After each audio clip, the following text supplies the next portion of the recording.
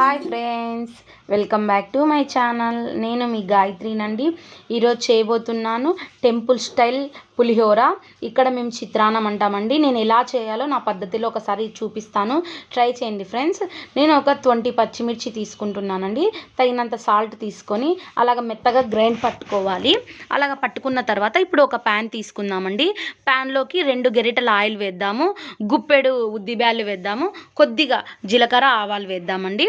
అలాగ వేయించుకున్న తర్వాత ఇప్పుడు మనము గుప్పెడు శనగిత్తనాలు వేసుకుందామండి. అలాగ మీడియం ఫ్లేమ్లోనే వేయించుకోండి. అలాగ వేయించుకుంటున్నాం కదా, మీడియం ఫ్లేమ్లోనే వేయించుకోండి. అలా వేయించుకున్న తర్వాత ఇప్పుడు కరివేపాకు వేద్దామండి. ఆల్రెడీ మనము మిర్చి పేస్ట్ పక్కన పెట్టుకున్నాం కదా, మిర్చి పేస్ట్ కూడా వేసేద్దామండి. కానీ వాటర్ వేయకూడదు, మిర్చి పేస్ట్ ఆయిల్లోనే వేగాలండి. ఇప్పుడు దానికి సరిపడా పసుపు తీసుకుందామండి. పసుపు అది పచ్చిమిర్చి పేస్ట్ 2 కలిపి బాగా వేగేంత, పచ్చి వాసన పోయేంత వరకు వేయించుకొని పక్క పెట్టేసుకుందాం. ఇప్పుడు మనము 1/2 kg రైస్ తీసుకుంటున్నామండి. పొడి పొడిగా వండుకొని పెట్టుకోవాలి. ఇప్పుడు దాంట్లోకి కప్పు కొత్తిమీర అండి కలుపుకొని పెట్టుకోవాలి. ఇదే అండి సీక్రెట్.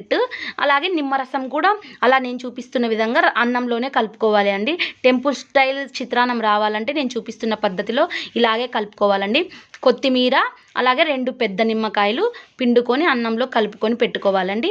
ఇప్పుడు మనం చిత్రాన్నం గుజ్జు మీకు లైట్గా కావాలంటే లైట్గా వేసుకోవచ్చు, ఎక్కువ కావాలంటే ఎక్కువ, తిక్కుగా కావాలంటే తిక్కుగా కలుపుకోవచ్చండి. ఇప్పుడు మనం అంతా నిమ్మరసము అలాగే కొత్తిమీర అలాగా చిన్నగా కట్ చేసుకొని కలుపుకోండి. ఇప్పుడు మనం చిత్రాన్నం గుజ్జు వేసుకుందాము.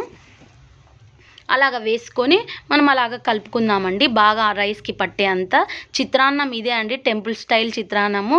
సీక్రెట్ ఏంటంటే కొత్తిమీర, నిమ్మరసం అలా అన్నంలో కలుపుకోవడమే సీక్రెట్ అండి. చాలా టేస్టీగా ఉంటుంది. ఒకసారి ట్రై చేయండి ఫ్రెండ్స్ నా పద్ధతిలో.